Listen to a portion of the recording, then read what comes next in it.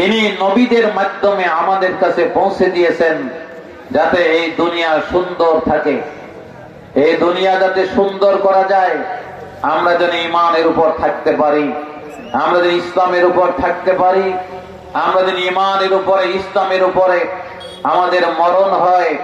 এই জন্য আমরা সব সময় আল্লাহ তাআলার কাছে দোয়া করি, তাই না? রব্বানা আতিনা ফিদ দুনিয়া হাসানাতাও ওয়া ফিল আখিরাতি হাসানাতাও ওয়া কিনা আযাবান নার। আল্লাহ বলেন, বান্দা বলো রব্বানা আতিনা, হে আমাদের প্রতিপালক, তুমি আমাদেরকে দান করো, ফিদ দুনিয়া হাসানা, দুনিয়ায় কল্যাণ দাও, দুনিয়ায় কল্যাণ দান করো, ওয়া ফিল আখিরাতি হাসানাতাও, আর আখিরাতে আমাদের কল্যাণ দান করো, ওয়া কিনা আযাবান নার, আর তুমি আমাদেরকে জাহান্নাম থেকে মুক্তি দান করো। আমরা জাহান্নাম থেকে মুক্তি পেতে চাই। আল্লাহর কোন বান্দা বান্দি জাহান্নাম থেকে মুক্তি চান, আল্লাহর জান্নাত পেতে চান? দুই হাত তুলে বলেন আল্লাহু আকবার।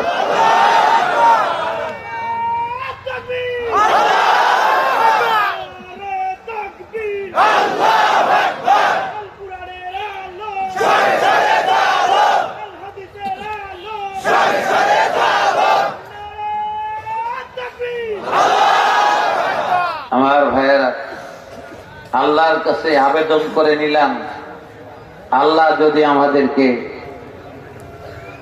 জান্নাত দেন, আমার চাইতে খুশি আর কেউ হবে না। পাবনার ময়দানে দারুল আমান ট্রাস্ট, এই ময়দানে সাইদি সাহেব বলেছিলেন, আল্লাহ তোমার বড় জান্নাত আমি চাই না, তোমার জান্নাতের একটা কোনায় এই অধমকে তুমি একটু জায়গা দিয়ে দিও আল্লাহ।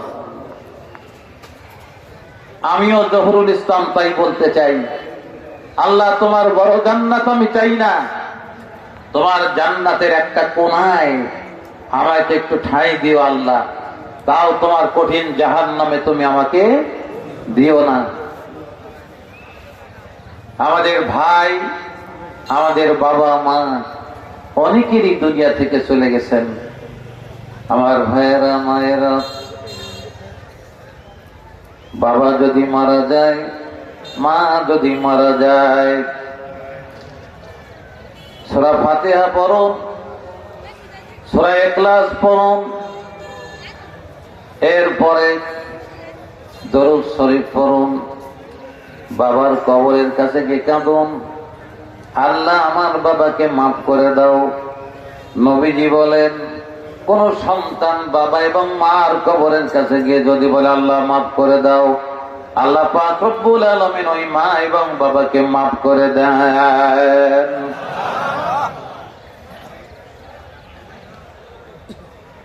আমার ভাইয়েরা, জমিন আল্লাহ, এই জমিনে হুকুম চলবে কার? কার চলবে? শেখ মুজিব বানাইছে মনে হয় নাকি? কল জিয়াউর রহমান, এরশাদ, মতিউর রহমান নিজামী, দেলোয়ার হোসেন সাইদি, তাহলে বানাইছেন কে? জোরে বলতে হবে, বানাইছেন কে? আমাদের বানাইছেন কে? ইয়া আইয়ুহান নাসু উবুদু রাব্বাকুমুল্লাযী খালাকাকুম ওয়াল্লাযীনা মিন ক্বাবলিকুম লাআল্লাকুম তাত্তাকুন। আল্লাহ বলেন, হে মানুষেরা, আমরা তো মানুষই, সত্যি তো মানুষ। গঙ্গারামপুরের গরু কোরআন শরীফ পড়া জানে? আপনারা জানেন? কি মন খারাপ হচ্ছে? যে ভাই এত নিচে নামা দিল আমাদের, আমি নিচে নামাতে চাচ্ছি না, উপরে উঠাতে চাচ্ছি, একটু চোখটা খুলে দিতে চাই। গরু কোরআন পড়তে পারে না, আপনিও পারেন না, আমি আপনাদের গরু বলি নাই তো, আপনারা সমান সমান, ঠিক কিনা বলেন? কি বলেছি? সমান সমান, সমানের সমান। আমার ভাইয়েরা, এ থেকে বের হয়ে আসা লাগবে, কারণ আমরা পৃথিবীর সেরা সূর্য সন্তান মানুষ, 18,000 মাখলুকাত, 18,000 ছাত্র, তার মধ্যে রোল নম্বর 1 হলো আমাদের। জোরে বলেন ঠিক কিনা? রোল নম্বর কত? সোজা কথা নাকি? 18,000-এর মধ্যে রোল নম্বর। দুনিয়ায় যদি এরকম কোন ছাত্র থাকতো, তাহলে পৃথিবীর যে কোনো ইউনিভার্সিটি তাকে ডাক দিত, ঠিক কিনা বলেন? তাদের চাকরির ইন্টারভিউ দেওয়া লাগতো না, দরখাস্তও করা লাগতো না, তাকে যে কোনো ইউনিভার্সিটি, আপনার শিকাগো, ক্যামব্রিজ, অক্সফোর্ড, তাই না, সব জায়গা থেকে অফার চলে আসতো। আমার ভাইয়েরা, আল্লাহ পাক রব্বুল আলামিন আমাদেরকে 1 নম্বর করলেন। 1 নম্বর হয়ে বেঁচে থাকার চেষ্টা আমাদের করা লাগবে। আমরা যদি 1 নম্বর হয়ে বেঁচে থাকতে পারি, আর 1 নম্বর হয়ে যদি কবরে চলে যেতে পারি, 1 নম্বর হয়ে যদি কিয়ামতের ময়দানে উঠতে পারি, দুনিয়ার কোন শক্তি নাই আমাদেরকে জাহান্নামে দেয়। কারণ আমার আল্লাহ আমাকে জান্নাত দেওয়ার জন্য অঙ্গীকার করেছেন। জোরে চিৎকার দিয়ে বলেন সুবহানাল্লাহ,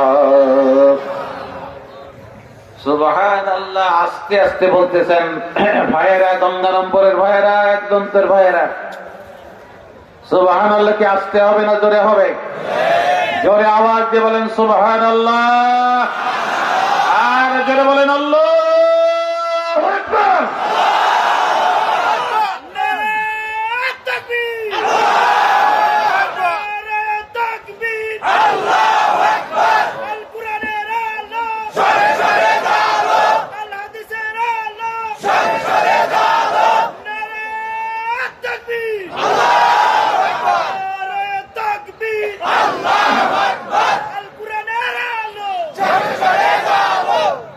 আমার ভাইয়া, এই জন্য আল্লাহ বলেন, ও মানুষেরা, আমরা পয়লা মানুষ, আমাদের পরিচয় কি? আমরা মানুষ। 2 নম্বর পরিচয় আমরা ইমানদার। 3 নম্বর পরিচয় আমি মুসলিম। 4 নম্বর পরিচয় আমি মুত্তাকি। 5 নম্বর পরিচয় আমি মুহসিন। কয়টা বললাম? এই 5টাই হওয়া লাগবে। যদি 5টা হয়ে যেতে পারি, তাহলে দুনিয়ায় মানুষ আমাকে সম্মান করবে, কদম বুসি করবে। আসমানের ফেরেশতা আমার নাম ঘোষণা করবে আসমানে। কিয়ামতের ময়দানে আল্লাহ তাআলা নবী মুহাম্মদুর রাসূলুল্লাহ সাল্লাল্লাহু আলাইহি ওয়াসাল্লাম যেই আরশে আজিমের ছায়াতলে থাকবেন, হযরত আবু বকর, ওমর, ওসমান, আলী, হায়দার, তারা যেই ছায়াতলে থাকবেন, আমি জহুরুল ইসলাম সেই ছায়াতলে থাকবো ইনশাআল্লাহ। আমার আল্লাহ আমাকে সেইখানে জায়গা দিয়ে দেবেন। বিশ্বনবীর নেতৃত্বে আমি আল্লাহ জান্নাতে পৌঁছে যাব। যে চিৎকার দিয়ে বলেন আল্লাহু আকবার।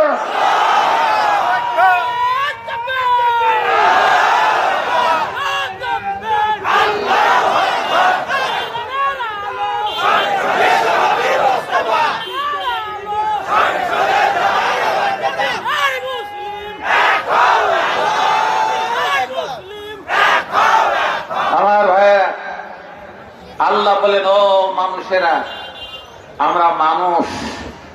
আল্লাহ বলেন, আমি তোমাদেরকে পয়দা করেছি, তোমাদের পয়দা করেছি আমি।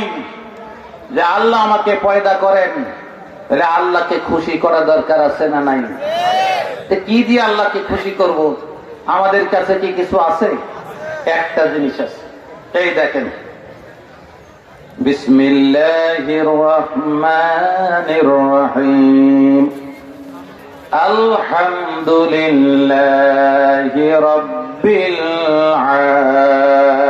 আলামিন। আল্লাহ কয়, বান্দা তুই যদি বলিস আলহামদুলিল্লাহি রাব্বিল আলামিন, তাহলে আমার যত প্রশংসা আছে সব প্রশংসা করা বান্দার শেষ হবে। অন্য আয়াতের মধ্যে আল্লাহ বললেন, দুনিয়ার সব গাছগুলিকে যদি কলম বানানো হয়, মহাসমুদ্রের পানিগুলি যদি কালি বানানো হয়, আমার সব 850 কোটি মানুষ তারা যদি আমার প্রশংসা লেখা শুরু করে, কিয়ামত হয়ে যাবে, গাছগুলি সব ভোতা হয়ে যাবে, মহাসমুদ্রের পানিগুলি শেষ হয়ে যাবে, আল্লাহর প্রশংসা করা শেষ হবে না।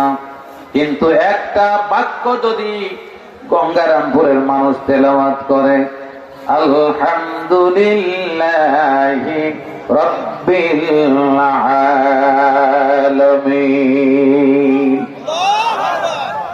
এইটুক পাঠ করার সঙ্গে সঙ্গে আল্লাহর প্রশংসা করার আর কেউ কিচ্ছু বাকি থাকে না। আল্লাহর প্রশংসা সব হয়ে যায়। আল্লাহ তাআলা খুশি হন, বান্দার গুনাহ মাফ হয়, বান্দার জান্নাতি হওয়ার জন্য যেই সার্টিফিকেট দরকার আল্লাহর দরবারে সেটা লেখা হয়ে যায়। আমার ভাইয়েরা, আল্লাহ পাক রব্বুল আলামিন এই সূরা যখন নাজিল করেন, এই সময় ইবলিস বসে বসে কাঁদতেছিল। চেলা চামুন্ডরা বলল, হুজুর কাঁদেন কেন? ইবলিস বলল, কাঁদি এই জন্য যে আজকে আল্লাহ তাআলা এমন একটা সূরা নাজিল করেছেন, সেই সূরাটা যদি গঙ্গারামপুরের মানুষ তেলাওয়াত করে আর যদি তার উপর আমল করে, যদি বোঝে আল্লাহর জাহান্নাম তাদের জন্য হারাম হবে, আল্লাহর জান্নাত তাদের জন্য বরাদ্দ হয়ে যাবে। আমি ইবলিস আমার পক্ষে আর ওকে জাহান্নামে নেওয়া সম্ভব হবে না, এই জন্য বসে বসে কাঁদি। চেলা চামুন্ডরা কয় স্যার, একবার কয় স্যার, আবার কয় হুজুর সেই সূরার নাম কি? ইবলিস কয় সেই সূরার নাম হলো সূরা ফাতিহা। ইবলিস বুঝলো, কিন্তু গঙ্গারামপুরের মানুষ বোঝে নাই। জোরে বলেন ঠিক কিনা? আমার ভাইয়েরা, একবার যদি কেউ সূরা ফাতিহা তেলাওয়াত করে, নবীজি বলেন এক খতম করার কোরআন শরীফ করার সমান সওয়াব তার আমলনামায় লিখে দেওয়া হবে। 6666টা আয়াত তার আমলনামায় লেখা হবে। তাহলে বলুন তো দেখি, এই গঙ্গারামপুরের হাফিজিয়া মাদ্রাসা এতিমখানায় কত ছেলেরা পড়াশোনা করে, কত আয়াত তেলাওয়াত করে, তার মধ্যে পয়লাই যে সূরা তেলাওয়াত করে সেইটার নাম হলো সূরাতুল ফাতিহা। তাহলে এই সন্তান আল্লাহ তাকে কত মর্যাদা দিলেন দুনিয়ায়, হাফেজ কোরআন। দুনিয়ায় আল্লাহ তাআলা এত সম্মান তাদেরকে দান করবেন, তাদের মাথায় নূরের টুপি পরায় দেওয়া হবে, নূরের তাজ পরিয়ে দিয়ে ফেরেশতারা মারহাবা মারহাবা দিতে দিতে আল্লাহর জান্নাত পর্যন্ত পৌঁছা দেবেন। জোরে বলেন মারহাবা। আসতে বললেন কেন? জোরে বলেন মারহাবা। কার ওসিলায় সিনলি খাইলে মোল্লা চিনলে না, এরকম একটা কথা আছে না, যে কার ওসিলায় সিন্নি খেলে মোল্লা চিনলে না। আমরা কিন্তু ওই হাফিজিয়া মাদ্রাসার ওসিলায় আজকে এখানে সিন্নি খেতে আসছি, ঠিক কিনা বলেন? আমার ভাইয়েরা, আল্লাহ সুবহানাহু ওয়া তাআলা এই কোরআন, এই সূরা ফাতিহা দুনিয়ায় প্রতিষ্ঠিত করার জন্য যাকে দায়িত্ব দিয়েছিলেন তিনি হলেন আপনার আবার নবী মুহাম্মদ রাসূলুল্লাহ। জোরে বলেন সাল্লাল্লাহু আলাইহি ওয়াসাল্লাম। তিনি এই দুনিয়ায় জীবনের সব কিছু দিয়ে কোরআন প্রতিষ্ঠার চেষ্টা করেছিলেন। তিনি দুনিয়ায় প্রতিষ্ঠিত করে আমাদেরকে কাঁদিয়ে, সারা দুনিয়াকে কাঁদিয়ে আল্লাহ জমিন মদিনা মুনাওয়ারায় শুয়ে আছেন, আমাদের জন্য কাঁদছেন। ইয়া হাবলি উম্মতি, ইয়া হাবলি উম্মতি, ইয়া হাবলি উম্মতি। জোরে চিৎকার দিয়ে বলেন আল্লাহু আকবার। আমার ভাইয়েরা, এই কোরআন বাস্তবায়ন করতে গিয়ে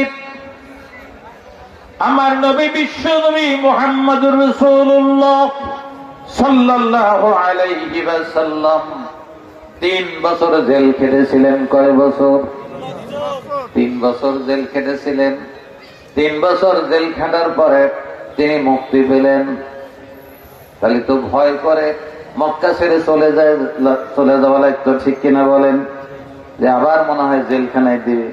আমরা তো এটাই ভয় করি, ঠিক কিনা বলেন? জানলে একবার দেশে আবার মনে হয় দিবি।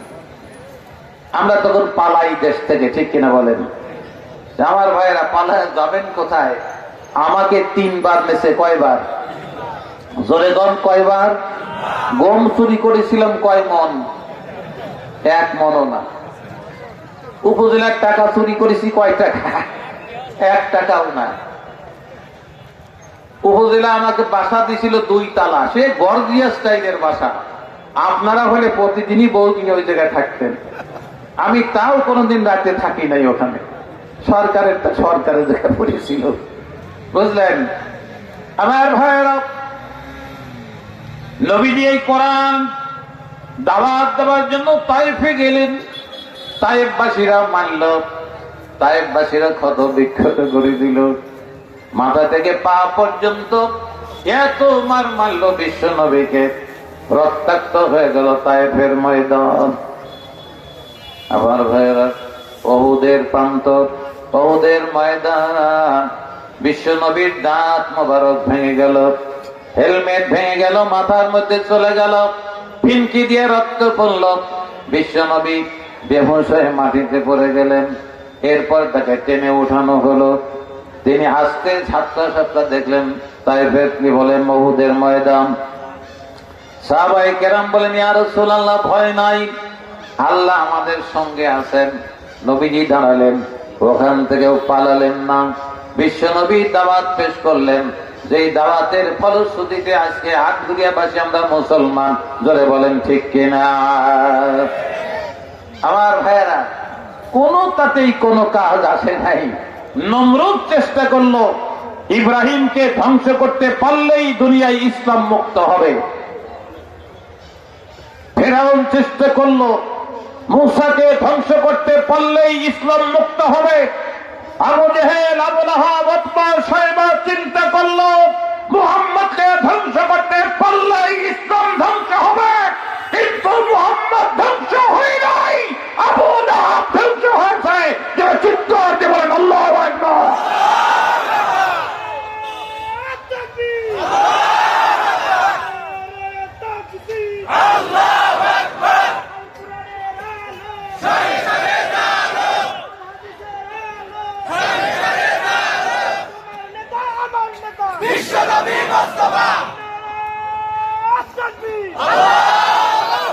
আমার ভাইয়েরা, নমরুদ ধ্বংস হয়েছে, ইব্রাহিম ধ্বংস হয় নাই। ফেরাউন ধ্বংস হয়েছে, মূসা ধ্বংস হয় নাই। আবু জেহেল, আবু লাহাব, উতবা, শায়বা, মুগীরারা ধ্বংস হয়েছে, আমার নবী ধ্বংস হয় নাই। তিনি 63 বছর জীবনে বৃদ্ধ হয়ে আল্লাহ তাকে সারা দিনে দুনিয়া থেকে বিদায় গ্রহণ করেছেন, ঠিক কিনা বলেন? আমার ভাইয়েরা, কথায় কথা বলতে হয়। বাংলাদেশেও যারা আলেমদেরকে হত্যা করে এ ময়দান যারা খালি করতে চেয়েছিল, কোরআন শরীফের বিরুদ্ধে যারা অবস্থান নিয়েছিল, যারা ইসলামের বিরুদ্ধে অবস্থান নিয়েছিল, আল্লাহর বিরুদ্ধে কথা বললে কোনো পানিশমেন্ট নাই, রসুলের বিরুদ্ধে কথা বললে কোনো পানিশমেন্ট নাই, তার বাবার বিরুদ্ধে কথা বললে 14 বছরের জেল। যারা এই কথা বলে বাংলাদেশ থেকে কোরআন মুছে দিতে চেয়েছিল, কোরআন মুছে যায় নাই, তারাই মানব বাড়ি দিল্লি গিয়ে পৌঁছেছে। যারা চিৎকার দিয়ে বলে ঠিক কিনা?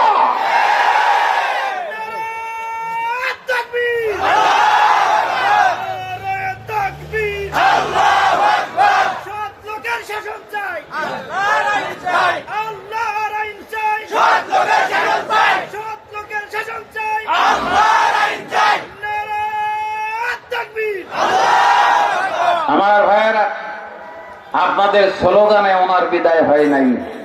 ওনার বিদায় হয়েছে অনেক কারণে। উনি আল্লাহর বিরুদ্ধে অবস্থান নিয়েছিলেন।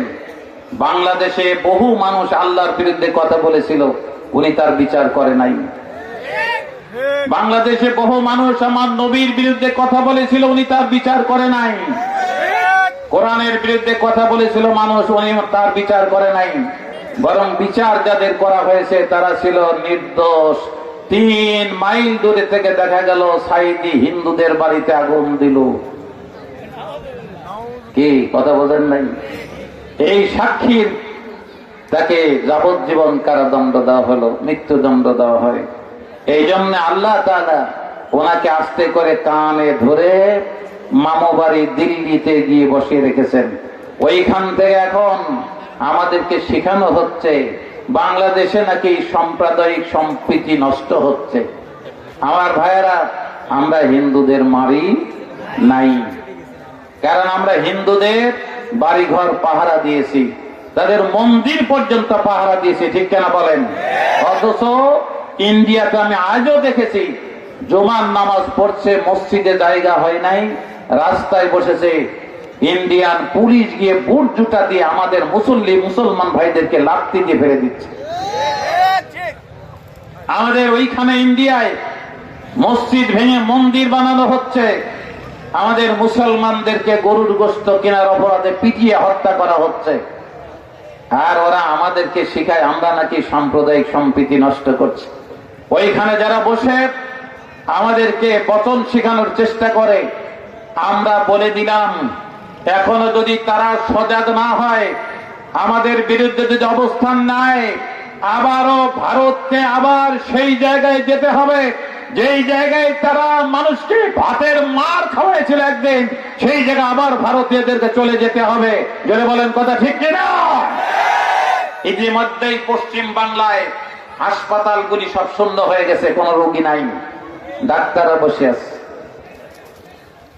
ট্যাক্সি ক্যাবগুলি চলে না, সব বন্ধ করে আছে। হোটেলগুলিতে খাবারের লোক নাই। ইন্ডিয়ার পশ্চিম বাংলা এরকম থাকলে আর 1 মাস যদি থাকে, আর ওরা আমাদের পেঁয়াজের ভয় দেখায়। কিসের ভয় দেখায়? এই পেঁয়াজের ভয় দেখায় লাভ কি? আমরা যেখানে বসে আছি এই জায়গায় পেঁয়াজ লাগাবো, কথা বলেন ঠিক কিনা? না ভুল বললাম? যেখানে বসে আছি এই জায়গায় পেঁয়াজ লাগাবো। পেঁয়াজ ওদের থেকে এবার আনবো না, আমরা এবার ওদেরকে পেঁয়াজ দেব, নাকি বলেন? জুতাও দেব, পেঁয়াজও দেব ইনসাফ, নাকি বলেন? বোঝেন সেটা? জুতাও দেব, পেঁয়াজও দেব ইনসাফ। আল্লাহ আমাদেরকে শেখাও, আমরা মুসলমানেরা এত দুর্বল নই। আমরা বাংলাদেশের মুসলমানেরা এখন আল্লাহ দিলে অনেক সবল। আমরা কোরআনের পক্ষে আছি, থাকবো ইনশাআল্লাহ। আমাদের বুকের তাজা রক্ত যদি আল্লাহ পছন্দ করেন, তাহলে আমরা আল্লাহকে দিয়ে দেব। আমার ঘর বাড়ি যদি আল্লাহ পছন্দ করে আল্লাহকে দিয়ে দেব। আমার সহায় সম্পত্তি যদি আল্লাহর পছন্দ হয় সব দিয়ে দেব।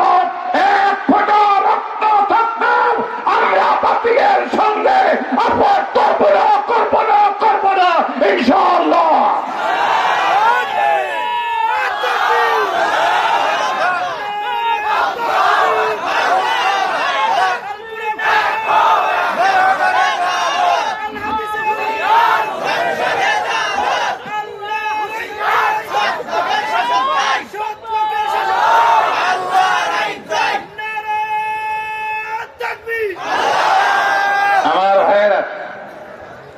সময় খুব বেশি মনে হয় পাওয়া যাবে না।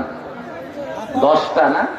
10টা না আর দেবেন না, 10টাই ঠিক আছে। জি 10টাই হুজুর নিয়ে আসবেন। আমি খুব সংক্ষিপ্ত সময় নিয়ে আপনাদের সামনে হাজির হয়েছি কয়েকটি কথা বলার জন্য। আমরা কোরআনের পক্ষে না বিপক্ষে? কারা কারা পক্ষে 2 হাত উঁচু করে আল্লাহু আকবার বলুন তো। আল্লাহু আকবার।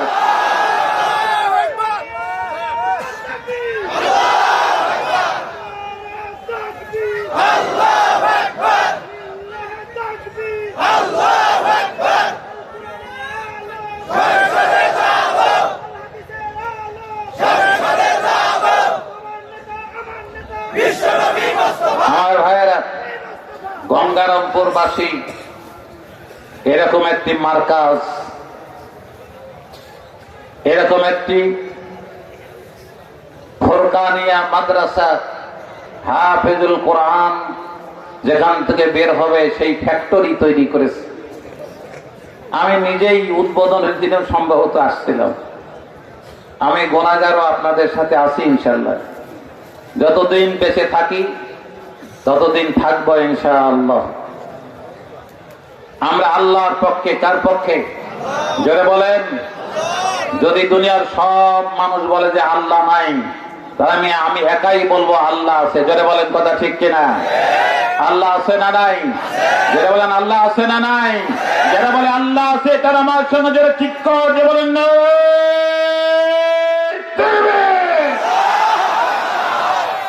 আল্লাহ আছেন আমি বিশ্বাস করি। এই ইমানের উপর যদি আমার মরণ হয়, কবর কোন ফ্যাক্টর নয়, কিয়ামত মুমিনের জন্য কোন ফ্যাক্টর নয়। আমি যদি বিশ্বাস করি আমার আল্লাহ আমার সঙ্গে আছে, আর আমিও আমার আল্লাহর সঙ্গে আছি। 2 নম্বর, বিশ্ব নেতা মুহাম্মদুর রাসূলুল্লাহ সাল্লাল্লাহু আলাইহি ওয়াসাল্লাম পৃথিবীর সেরা মানুষ, নবীদের নবী, সেরা নবী, সাইয়্যিদুল মুরসালিন, সাইয়্যিদুল কাউনাইন, সাইয়্যিদুল বাশার, আশরাফুল আম্বিয়া, খাতামুন নবিয়্যিন, শাফিউল মুযনিবিন, বিশ্ব মানবতার মহান শিক্ষক, কিয়ামত দিবসের মহানায়ক, কিয়ামত দিবসের মহানায়ক, যিনি কিয়ামত দিবসের নেতৃত্ব দেবেন, তিনি হলেন আপনার আমার নেতা, তিনি হলেন আমার রাসূল বিশ্ব নবী মুহাম্মদুর রাসূলুল্লাহ সাল্লাল্লাহু আলাইহি ওয়াসাল্লাম। এই 3টা জিনিস আমরা এক জায়গায় করব। আল্লাহ ভালোবাসা আমি একত্রিত করব, রাসূলের অনুসরণ, রাসূলের ভালোবাসা একত্রিত করব, আল্লাহর কোরআনে জীবন যাপন করব। এই 3টাকে যদি এক জায়গায় করতে পারি, দুনিয়া আমার চাইতে বড় শাহনশাহ আর কেউ নাই। কিসের পেঁয়াজ দিয়ে আমার কি হবে? কিসের রসুন দিয়ে আমার কি হবে? আমার বাড়ি ঘর অট্টালিকা দিয়ে কি হবে? কিছু দরকার নাই। আমি তো বহুবার এইখানে বসেই বলেছিলাম, আপনারা আমাকে চেয়ারম্যান বানিয়েছিলেন 5 বছর, আমি খুব খুশি হই নাই। কিন্তু আল্লাহ যে আমাকে আলেম বানিয়েছেন, এজন্য আমি আল্লাহর অনেক বড় শুকরিয়া আদায় করি, অনেক বড় শুকরিয়া আদায় করি। কারণ ওই চেয়ারটা ছোট চেয়ার, আর এই চেয়ারটা কত বড় চেয়ার। বিশ্ব নবীর নেতৃত্বে যেই মিশন কাজ করছে দুনিয়ায়, সেই কাফেলায় আমি শরীক হয়ে, নবীর মিশনে শরীক হয়ে, নবীর ওয়ারিস হওয়ার যোগ্যতা অর্জন করে এই দুনিয়াতে কাজ করার সুযোগ পেয়েছি। আল্লাহ তাআলা এর চাইতে বড় সম্মান আর পৃথিবীতে আমাকে কিছু দেয় নাই। জোরে কোন সুবহানাল্লাহ। আমার ভাইয়েরা, কথায় কথা, সেই জন্য আল্লাহ পাক রব্বুল আলামিন আমাকে যেই কথা বলতে বলেছেন সেটা হলো আমি আপনাদের সামনে বলে দেই। জাহিদু ফিল্লাহি হাক্কা জিহাদি হুয়া জাতাবাকুম ওয়া মা জাআলা আলাইকুম ফিদ-দীনি মিন হারাজ মিল্লাত আবিকুম ইব্রাহিম হুয়া সাম্মাকুমুল মুসলিমিন। আল্লাহ বলেন জাহিদু ফিল্লাহ। গঙ্গারামপুর জমাইকেরি একদম তো দোরগাছা, বেলদাও 60 গাছা, তারা পাশা, সরকার পাশা, এদিকে চলে গেল ড্যাঙ্গার গ্রাম। এই এলাকার যত মানুষ এখানে এসছেন, আল্লাহ আপনাদেরকে বলে দিলেন, বান্দারে সংগ্রাম করো আল্লাহর জন্য। কার জন্য সংগ্রাম করা লাগবে? জোরে বলেন। নামাজ পড়াটাও কিন্তু একটা সংগ্রাম। নামাজ যে আপনারা পড়েন, এটা কি কার সঙ্গে সংগ্রাম করে নামাজ পড়ি আমরা জানেন? কার সঙ্গে লড়াই করি? শয়তানের সঙ্গে লড়াই করি। শয়তান বলে যে পড়িস না। শয়তানের চেলা চামুন্ডার আবার আমাদের জামার পিছনে চেপে ধরে, ঠিক কিনা বলেন? কিন্তু আমি সংগ্রাম করে আমি বলি যে না, আমি আল্লাহর গোলাম, আমি মসজিদে গিয়ে নামাজ আদায় করব, এটাও একটা সংগ্রাম। জিহাদ শব্দের অর্থ অস্ত্র শস্ত্র নিয়ে মারামারি করা নয়। জিহাদ শব্দের অর্থ জুহুদুন শব্দ থেকে আসছে। জুহুদুন শব্দের অর্থ হলো প্রচেষ্টা চালানো, আপ্রাণ চেষ্টা চালানোর নাম হলো জুহুদ। এই জুহুদ থেকে জিহাদ শব্দ আসছে। কিন্তু আমাদের দেশে এক শ্রেণীর রাজনীতিবিদেরা বলল বাংলাদেশে জেহাদি বই পাওয়া যায় একটা দলের কাছে। আমার ভাইয়েরা, মায়েরা, বোনেরা, যদি ওদের কথা ঠিক হয় তাহলে 1 নম্বর জেহাদের বই যেটা, সেটার নাম হলো আল কোরআন। যারা চিৎকার দিয়ে বলেন ঠিক কিনা? কারণ এর মধ্যে জিহাদের কথা আছে। সরাসরি আল্লাহ বলেন জাহিদু ফিল্লাহ, সূরা হজের 78 নম্বর আয়াত, সম্ভবত শেষ আয়াত। এই আয়াতের মধ্যে আল্লাহ বললেন জাহিদু ফিল্লাহ, আল্লাহর জন্য সংগ্রাম করো, অন্য কারো জন্য সংগ্রাম নয়, অন্য কারো জন্য সংগ্রাম নয়। কারো জন্য সংগ্রাম করা জায়েজ নাই। সংগ্রাম কেবল করতে হবে এক সত্তার জন্য, যিনি আমাকে পয়দা করেছেন, আমাকে বুদ্ধি দিয়েছেন, যিনি আমাকে জ্ঞান দিয়েছেন, বিবেক দিয়েছেন, যিনি আমাকে মুসলমান হওয়ার শক্তি দিয়েছেন, তাকওয়াবান হওয়ার শক্তি দিয়েছেন, যেই রব আমাকে জান্নাত দেবেন, যেই রব আমাকে খাওয়ান এবং পরান, আমি সেই রবের জন্য, আল্লাহর জন্য সংগ্রাম করব। যারা চিৎকার দিয়ে বলেন সুবহানাল্লাহ। আল্লাহর জন্য সংগ্রাম করতে হবে। আমরা রাজি আছি তো সকলেই? কারা কারা রাজি আছি? 2 হাত উঁচু করে বলেন তো আল্লাহু আকবার।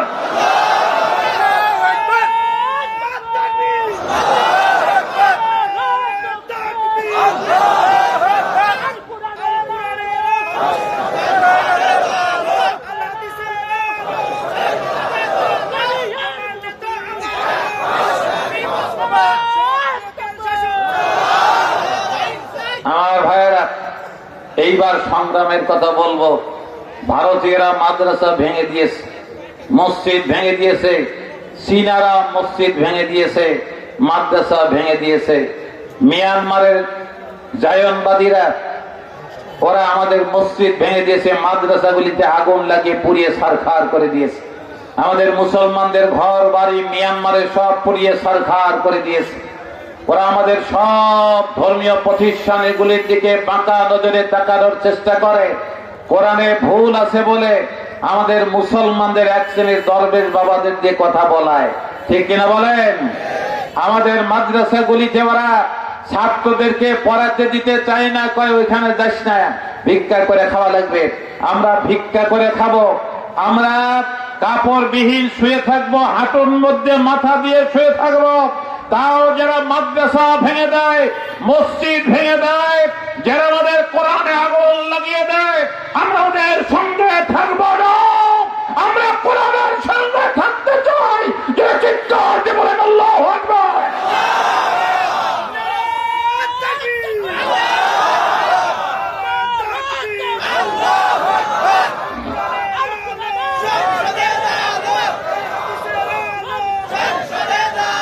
আমার ভাইয়েরা, এই মসজিদ মাদ্রাসা আছে বলে আমাদের ঈমান এখনো ঠিক আছে। আমি আপনাদের কাছে বেশি সময় থাকবো না বলেছি, খুব অল্প সময়ের মধ্যে বিদায় গ্রহণ করব।